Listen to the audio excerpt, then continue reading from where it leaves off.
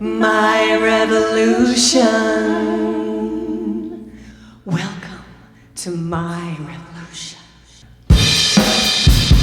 My revolution. My revolution. My revolution. My revolution. My revolution.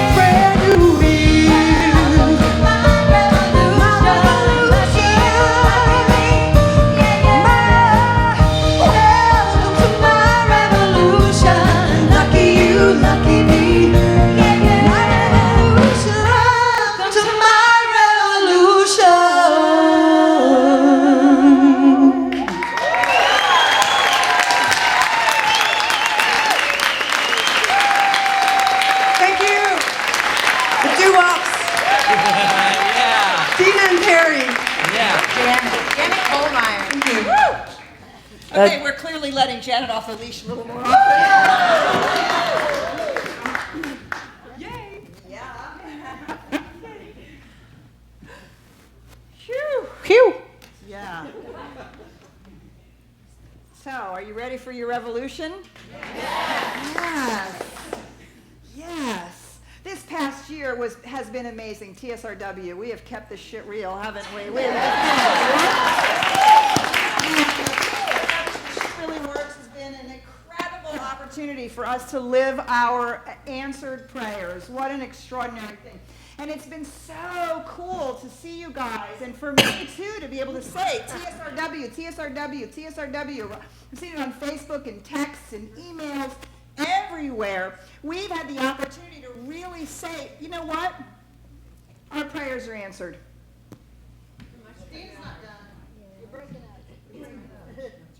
It's my revolution. You need to listen to me, so I am going to be louder. No.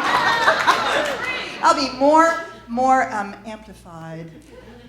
So the idea for this coming year, then, as you see, we've announced it at the Burning Bowl. Keep it real. Keep it real is our opportunity to move now into 2014. And what is this it? 2015. 2015. Thank you. Get with the program, Petra. Moving into 2015. Thank you very much. Keep it real.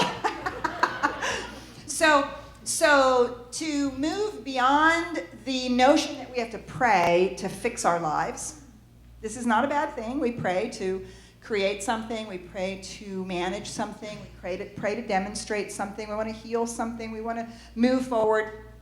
And we can be very, very, very good at that. We've practiced that this past year, and we've proved it. And we don't want to forget that we're really good at it. The other side of that coin is we absolutely want to live our lives so, well, I guess one way of saying it is so that we actually don't have to keep praying, right? Wouldn't it be cool if we were so in alignment with the divine presence? We were so living our truth. We were so absolutely allowing the one presence and power to move in, through, and as us that we simply spoke our word and it manifested. We simply allowed ourselves to be present to whatever is. We simply allowed the love in our life and the love in our hearts to shine. And we weren't moving from prayer to fix things. Do you see what I'm saying? Keep it real is about what we do between the prayers. This is about living. This is about being in the world but not of it. This is about absolutely keeping God at the forefront of our minds every moment of every day, and keeping our spiritual life alive beyond just the meditation cushion and the prayer practice. Keep it real. Keep what real? Keep God real, keep you real, keep me real, keep ourselves real. Karen, what does keep it real mean to you? I didn't know she was going to ask that question. Well, let's see. Yeah, it's like, how do I every single day show up the way that I want to show up and be grounded within my own self, be sure of myself, love myself, know myself, and not allow anything outside of me to sort of knock me off. And if it does, because it does, how quickly can I come back to being grounded within myself, the ground of being, grounded within spirit? And to be able to be my authentic self is very important to me. I love that I can be my authentic, playful, humorous, whatever self, y'all fill in the blanks. And that has been work. That has been work for me, not 23 years of sales, not to put on a mask, and to really be me, to be my authentic self. And I love that people in this community actually come up to me and say, "No, really, is that you?" I mean, they'll call me on it. So that's what it means to me. So keeping ourselves real. Uh-oh, now this one isn't working. Oh, there we go. Okay. I have been known to completely blast electronic equipment, so be careful sometimes. So keep it real. Keep ourselves real, authentically ourselves. Keep God real. Keep the science of mind real. Keep the practice real. Keep it real. So we're going to spend the whole year on this, and we're going to continually go back to however this moves us individually and collectively. So hopefully you received a Discover Your Center when you walked in. If you did not, we'd love to have the greeters bring them around. We were hoping that you were all receiving them. So if you haven't received one, just raise your hand, and the greeters will come around and give you one.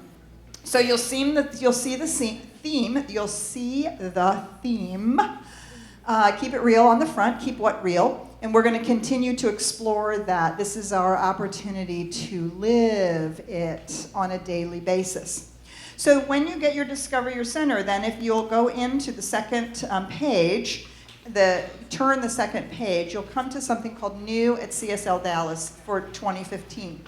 And New at CSLDallas, we have all kinds of things that we want to share with you about what is coming up so that you can be part of the whole trajectory of the year, that we can walk the walk together and really have this experience.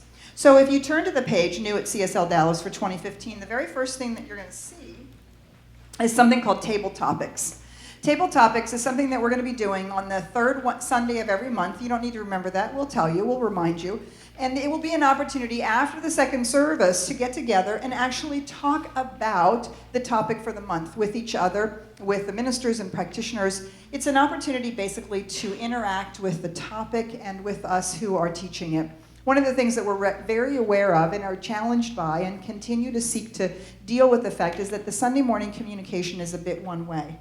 Right? We talk, and you hopefully are inspired and empowered by it, and you get to listen, and we try to do a lot more interactive things, but this is an opportunity for you to actually engage, to truly interact with the ideas, and to talk about what do you think about these topics. It's a great time to bring your friends to engage on that Sunday, so watch for Table Topics. I have my own.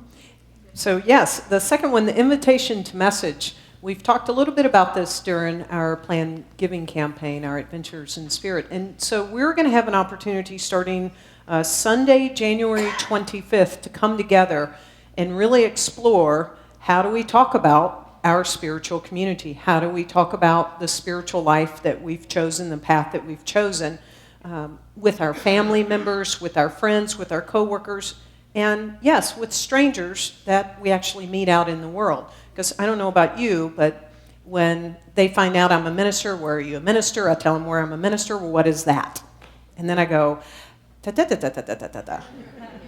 And sometimes I go, wow, wow, wow, wow, wow, wow, wow. And sometimes I say, hee hee, ha ha ha ha. And it's different. And I go, wow, I could have said that differently. And so it's an opportunity for us to come together and talk about how do we talk about this incredible place, and to get, again, comfortable within our own selves. So when we're talking with our family, you know, from other faith traditions, and they go, oh, are you in that cult? And we go, no. And, you know, okay, that's an extreme maybe. And then, you know, they want to ask us questions. We actually bring our full self, and we're confident, and we're not afraid. We just actually engage and talk about what it means to us, and to find that common place, because there is common place in every faith traditions here, as we know, and to find that common place, albeit if you know, it's Christianity or anything else, we find that common place. And then also, as we're moving again into the world, and it could be someone at a checkout counter or just someone we meet at a Starbucks, we're able to say, yeah, I go to this cool place called CSLDallas, and this is what it's about. And I feel confident that in 30, 60 seconds, I can say exactly what it's about for me. And people feel that. They feel that energy, and they go, wow, what is that? How is she so confident about the place that she loves to go to every single week? And so it's also an opportunity to, thank you. It's also an opportunity to bring our faith tradition to the table in family conversations, in community conversations, when people are quite comfortable in bringing their faith forward and saying from their religious point of view how it is so. And sometimes we avoid the conversation, seeking not to offend, or because we are not clear ourselves, or maybe aren't as comfortable standing out in a crowd. And so this will be we'll have opportunities Sunday afternoons and in the evenings. There'll be all kinds of, we'll be mixing it up. We'll be learning from each other. What do you say? How do you share? How do you talk about it? And we'll have an opportunity throughout the whole year to become more comfortable so that we can keep our faith real in all of these conversations. Yes. Okay. So how many people here are currently in a Sangha? Raise your hand, please. Look around the room. Yeah. So last year we started Sanghas officially in this community, and I have heard so many incredible stories about how being in a Sangha is deepening the manifestations, the prayer work. It's group prayer. You come together in small groups and pray for one another on a monthly basis, and the deepening of the relationships. And so we are going to, have opportunities for all the Sanghas to come together and sort of talk about their best practices and what they've been sharing, and you'll get great, cool ideas, and we'll get to talk about that. In addition, we will also open up Sanghas for everybody else again come the end of March. And so if you are currently not in a Sangha, just hang on. In about 2 months, you're going to have an opportunity to find the perfect location and great people to come together and be in a Sangha. I myself want to be in a Sangha. And so it's an opportunity for us to all be in a Sangha and deepen our prayer practice collectively in smaller circles. Okay. So the next thing that we want to talk about is, if you'd flip the page, it's called Step Out Together. I can't tell you how many times I have said, gosh, I just really need to stop eating sugar. Or wouldn't it be great if I were a little better at meditating? Or all of these things that we say to ourselves. And these are the things that end up being our New Year's resolutions. And how many of us have our New Year's resolutions still operating February 1st? Yeah, I heard that, Jim. And that's the problem. I am not a believer in resolutions. I'm a believer in changing our lives from a deeper place. And so we are going to step out together as a community on some of these things that we've all collectively, or many of us have collectively said, we need to move beyond. These are the things that are veiling our very souls from expressing the truth of who it is, of who we are, of who each one of us is. These are the ways in which we avoid, distract, cover up the very glory of God that is seeking to shine through us. And we all have one or two or maybe all of them that we want to change in our lives. So throughout the year, you'll find topics that we're going to work on together. We'll be doing it in the service on Sunday afternoons. During the week, we'll be finding ways and places in which to be in support. Now, you may not be moved to walk in each one of the topics. Some of them one will really hit you, another topic will really hit somebody else. And so by the end of the year, that we have really cleaned out and cleaned up some of these places that we know are the very thing that is dragging us out of our spiritual groundedness. So we're really inviting you to pay attention to these and step out with us. Just notice the one, you know the one that you should really notice? Notice the one that you know you're not going to do. Oh, I don't need to do that. Oh, no, that either I don't need to do it or that's way too hard. Yeah, that's probably the one you most need to be at. But notice the one that activates you. That's the one that will be calling to you. So we also have two new programs that are actually conference calls, phone calls that we're making available. The first one is called Deepening Your Spiritual Practice. This is a monthly opportunity 4 times a year where we're going to be deepening in our spiritual practice. I'll be hosting a phone call at 7 o'clock in the morning from 7 to 7:30 on Monday, Wednesday, and Friday of that month. If you have a practice and want to deepen it, or if you've always wanted to start a spiritual practice, this is our way of helping you keep it real. Like really, we are going to have a spiritual practice. And so it'll be a 30-minute opportunity for us to do that. And it takes 21 days to build a habit. So we'll do it for a month. And that will begin to get us in the habit. You can sign up for just a month, or you can sign up for the whole year and be in all 4 months. And we're going to begin this process of deepening our spiritual practice together. Great. And the next one, which is brand new and it is free, is called Applied Spirituality Calls. So beginning in April, Dr. Petra and I are going to take turns on every Saturday morning from 9 to 9:30, where we're actually going to talk about how to do this thing called living spiritually every day, to apply it to our lives. Bring your questions. We're going to talk about it. It's an engagement type time together. We're also going to provide cards for everyone in this community. So it's for us, and it's for anyone else you know.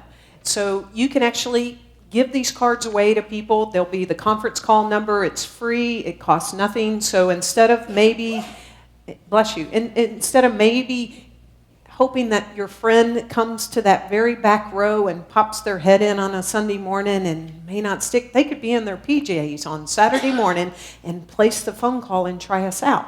They can also be in another state and they can call. So this is for anyone, and you're going to be able to give these cards away to people in your life and say, hey, if you want to talk about applied spirituality and how to really live a spiritual life, check this out on a Saturday morning.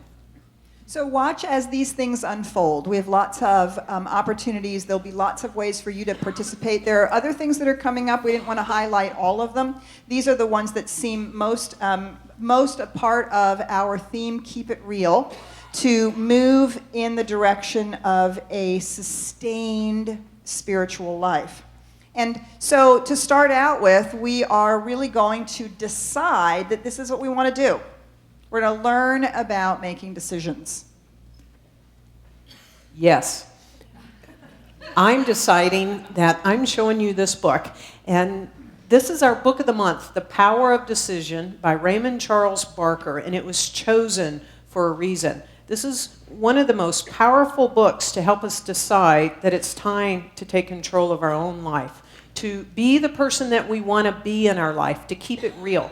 There are chapters in here about decide to be happy, decide to be healthy, decide to live richly. Those sound pretty good, yes? And so I can tell you that when I was introduced to this book and I started reading it, Raymond Charles Barker minces no words. There is no fluff in this book, so you got to fasten your seatbelt with this one. And there's not a lot of jargon, so you're not going to get lost in the jargon. And there are times where he goes right for the jugular. There's no wiggle room. No wiggle room. So I rarely say this, and I mean it. Run and get this book. Don't walk to the bookstore. Run and get this book, because we are going to use it all month. And we decided to give you a triple treat this month on Wednesday night series. So it is Dr. Peter, myself, and Tracy Brown and the house, all three of us coming together to really experience this book. So there's no reason for you not to decide to be here this month, because these decisions will change your life. I'm looking at people that were in the Power of Decision class last year, and we used this book. They're in this room. Kathy Novotny and Lane and Karen Gray, there's several people that, and everyone said that this book changed their life. You can get one nugget that will totally have you rethink all of this. And so I invite you to get this book and to join us on Wednesday nights. All right, so let's dive into this book a little bit. And to really understand, where does it start, the notion of making decisions? Well, the place it starts is to understand that we actually are capable of making decisions. Do you believe it? Good. Okay, and I heard some no's in the room. Yeah, sometimes we think we are really good at making decisions, and then other times we really find ourselves wondering what's the right thing to do. This is the question that I always get. What's the right thing to do? What's more spiritual to do? How do I know that this is the best thing to do? And the reason that we can say that we know this is because we live in a universe of pure intelligence. Not only do we live in a universe of pure intelligence, but that pure intelligence is the truth of your being. It is the very thing that is running the cosmos, the one infinite life, the one infinite reality. And we all know from all faith traditions that that one infinite reality shares some profound, qualities and attributes. Every faith tradition agrees that this thing which we call God, whether we call it God or Great Spirit or whatever we might call it, it has three fundamental qualities: omniscience, omnipotence, and omnipresent. Now, we take these qualities very, very, very seriously. What do they mean? Omniscience, all-knowing. Omnipotent, all-powerful. And omnipresent, everywhere present. We take these things very seriously. So this one infinite reality, this infinite intelligence, isn't just out there somewhere. It's not out there in the sky somewhere. It's not out there in some place. It is actually the intelligence that is running the universe, and it runs through the universe as the laws that we learn and understand. This infinite intelligence. And it is this all-knowing reality. And if it is omniscient, omnipotent, and omnipresent, that means that intelligence is right where we are. Now, notice it doesn't say intellect. We're not talking about your intellect. We're not talking about the rational mind. We're talking about the intelligence that you are. And one of the things that I love that Raymond Charles Barker talks about is he says this intelligence is your mind and heart in alignment. That's your intelligence. Your mind and heart in alignment, moving in alignment, not only with the truth of who you are, but with spirit itself. That is your intelligence. And each one of us is a place where that intelligence is moving in the world. And so if that intelligence of the universe is our intelligence, then we are participating in that creative process. He goes on to say, you are not an observer of the universe. You are vital and necessary to the universe. You are the place where that intelligence is showing up as you, as the individualized expression that you are. You are the only you that will ever be. You are an unrepeatable expression of the divine. And I love this statement. He says, intelligence created you to live in these times, to live in your life. And when we say, I don't know how to contribute, there's so much going on, I don't know what to do, that's my life personally might be overwhelming, and we think, oh, if only for a simpler time or a different era or a different set of circumstances. No, the intelligence of the universe created you to live in these times. And we stand on this profound idea. You see, one of the things that I love about the science of mind is that it does not require us to believe in unbelievable things. It doesn't require us to have faith in things that don't make sense to us. There's actually one leap of faith only that is required in the science of mind. And that leap of faith is, we live in a spiritual universe. That's the only leap of faith. That there is this spiritual reality called God, this infinite intelligence, this infinite power and presence. There is a law, there is a creative process, there is this creative force, no matter what we might call it. This is the only leap of faith we have to make.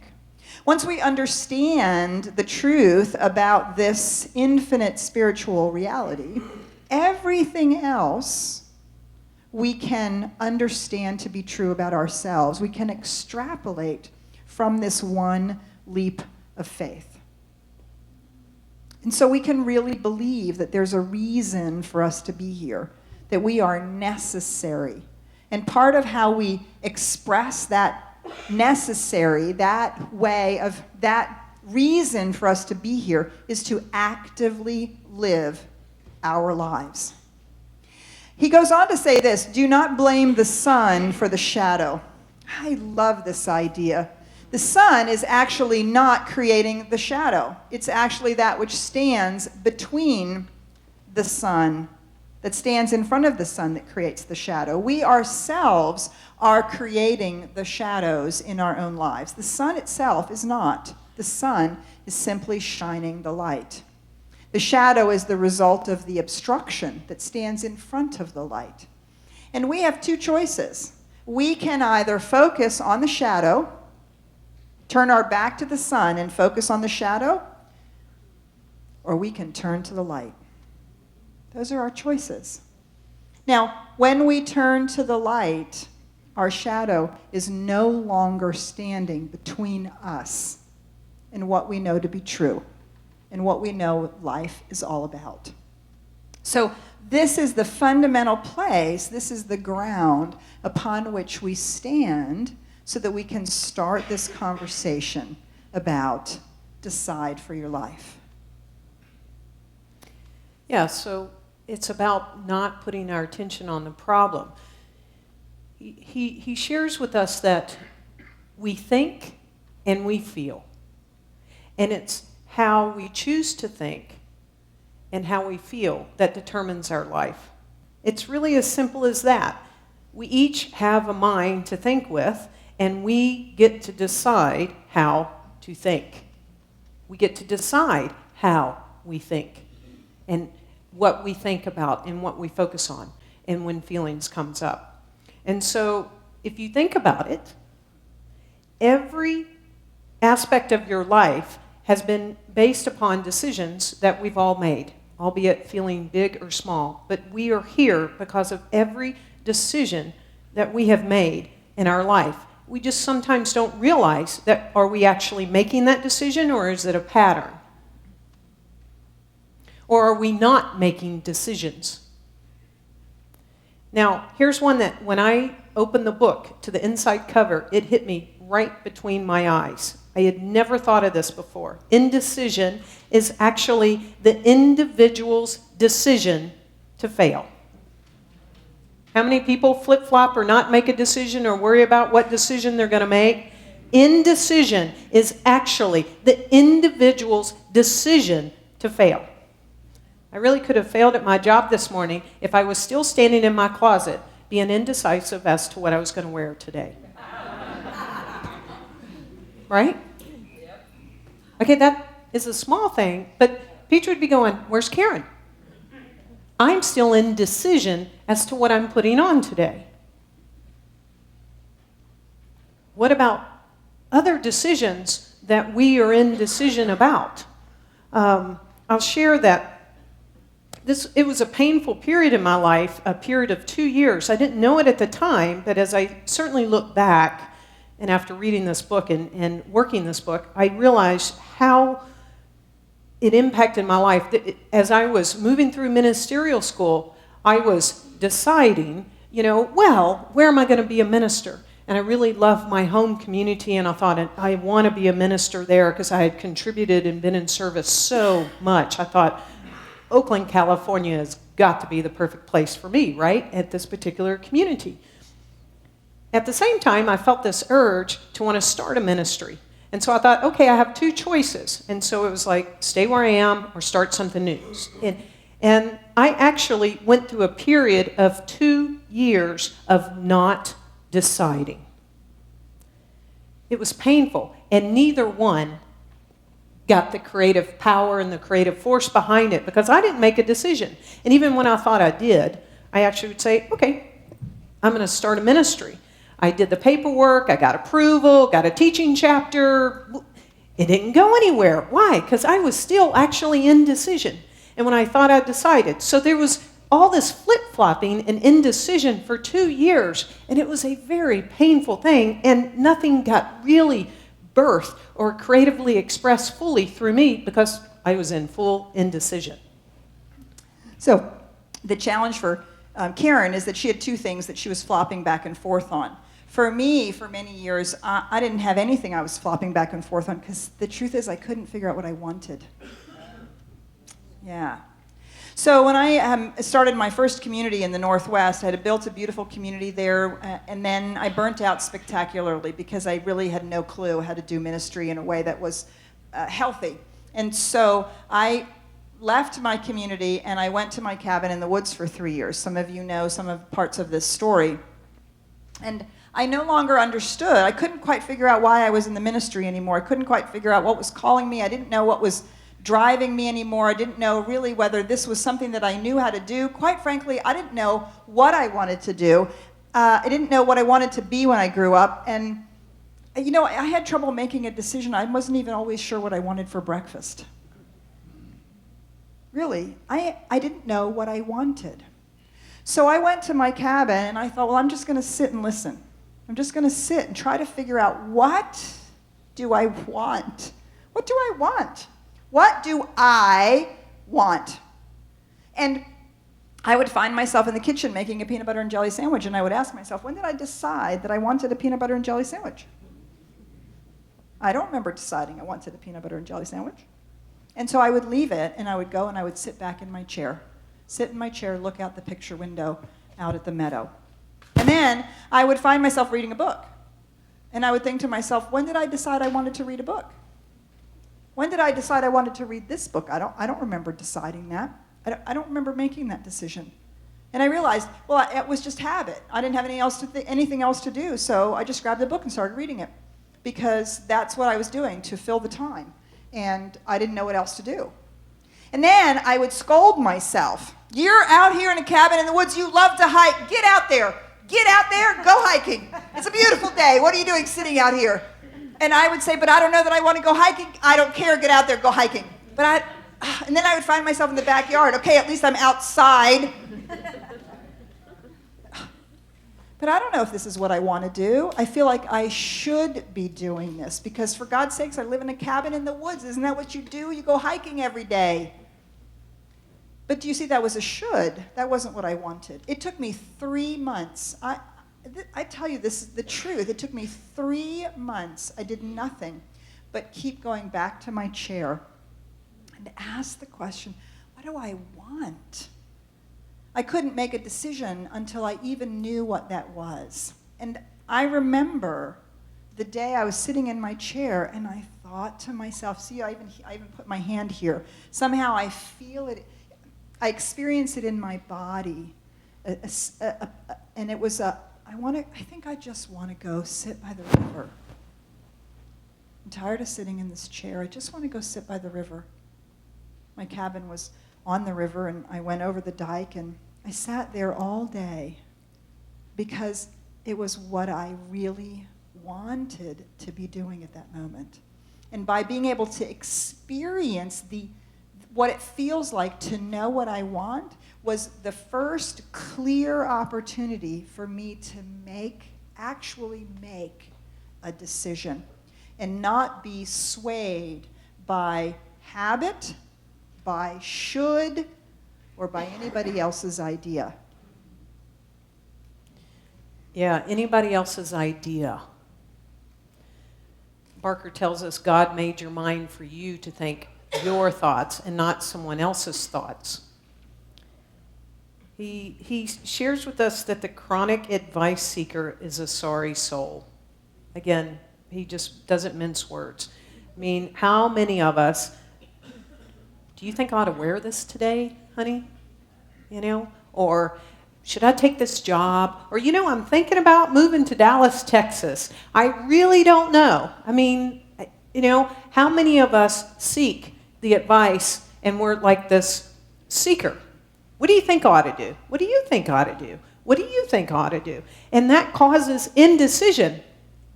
God gave us, this is the only you there is. This is the one person that may know what I want. May take 3 months to sit in a chair, but to know what I want. And it's my thoughts. There's, think about it. If we go to a restaurant and, yes, y'all are reading ahead. Isn't it great? You go to a restaurant, and 4 of us go to a restaurant, and Kathy immediately orders, I want a hamburger and French fries and iced tea. And she goes, oh, and make that sweet tea. No lemon. She knows precisely what she wants and goes around the table. And I am so indecisive. I can't figure it out. And I go, I'll have what she's having. I actually just lessened my own individuality in that moment. The individuality of infinite intelligence. I just lessened that. I know a woman that would go to a restaurant, and this is how she'd order. She'd go to the waiter or the waitress and say, what's your favorite thing on the menu? And they'd say what it was, and she would order that. Well, that worked out well for about half the time. Right? Let it settle in. I mean, how many times do we do this? No one else on earth is better equipped to determine your good than you are. No one else. And we don't necessarily need to know where this particular decision today, in this moment, is going to lead us. We don't have to know. He shares with a very simple process. 1, know what you want. 2, decide it shall happen. So I decide, I know what I want. Well, I want to do ministry full-time and thrive while doing it in a wonderful community. Okay, decide it shall happen. It shall happen. And act upon the decision. So when the opportunity comes, the decision is made and it's acted upon. And to go with that decision and to trust that decision. But indecisiveness nothing happens in the creative force until we make that decision. Then the universe meets us and moves everything from that decision. He spends some time, which is beautiful, that worry and fear and anxiety. It is not our normal state. He actually says these are unintelligent responses to our life. And if you are pure intelligence, these are not your native state. So there was a time in my life where I had to make a decision, and I knew no idea where that decision was going to take me. I actually knew that I was going to become an Episcopal priest. I had been in the faith, and here I go. I was ready to go into seminary. All bets were in. And something in me, at a particular moment in my life, I made a very different decision. And I decided, that's not for me. And it was an excruciatingly hard and uncomfortable decision for me to make and to act upon it, because I knew nowhere clear what I would do or where I'd go. I knew I wanted to be a minister. But that was where I had decided, and then in that moment I decided, no, this is not for me. And I just trusted, but I didn't know where it was going to unfold. Here I am. But I had to make that decision that was not. So sometimes the no is one of the strongest decisions we can make, is no, that's not for me. And then we have the opportunity to make the decision that is the yes. When I moved to Texas, my son was 18 months old. Actually, when I and his father got divorced, I asked, could I take Jason from the Northwest, from Washington State, and move to Texas to live with my mother, so I would have help raising a child. And that didn't go over so well. So there was some conversation, and I remember in January of the year that I moved, in 1993, in January, I had done a lot of prayer work, I had done a lot of soul searching, and I made the decision that I was not going to put my son in daycare from 6 in the morning till 6 at night. I just wasn't going to do it. And I wanted him to be raised in a home with people at home. And so I was going to go live with my mother. And that was just not up for discussion anymore. And so I had no divorce papers. I had no agreement that this was acceptable or going to be okay.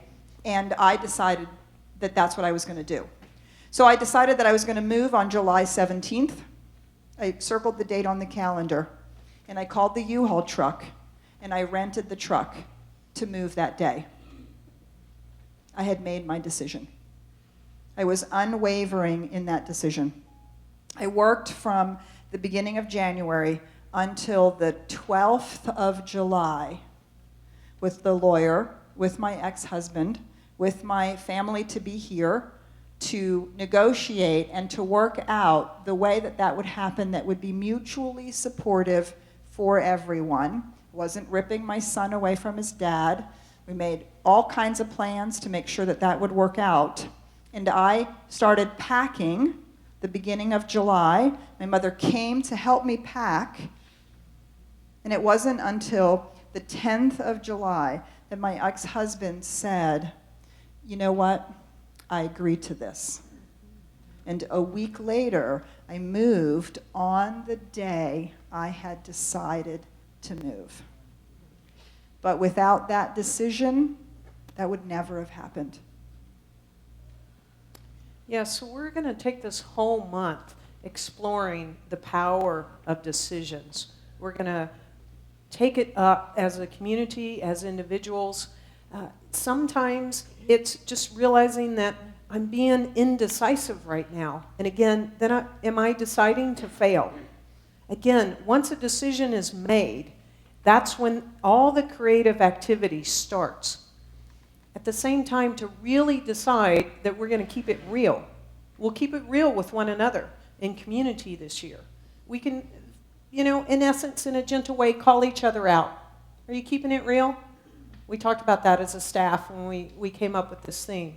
And so we're going to look at how to work in the power of decisions instead of maybe just letting the patterns of our life decide.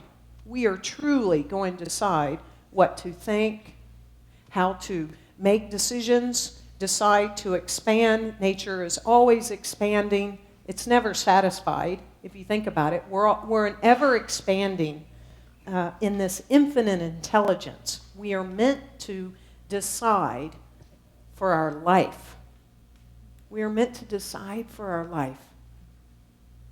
And no decision in the past holds any bearing. We can let it go because you are not the same person that you were when you walked in those doors about an hour ago. We're in the now, and we are the becoming.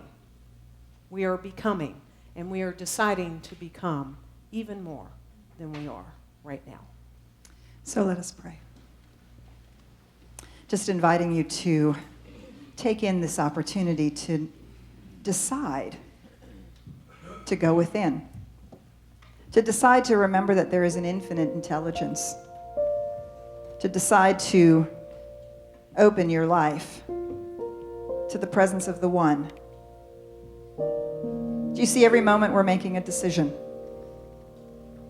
We came here this morning to decide who we are, what our life is about, what 2015 is about for us, to really allow ourselves to move fully into this new year.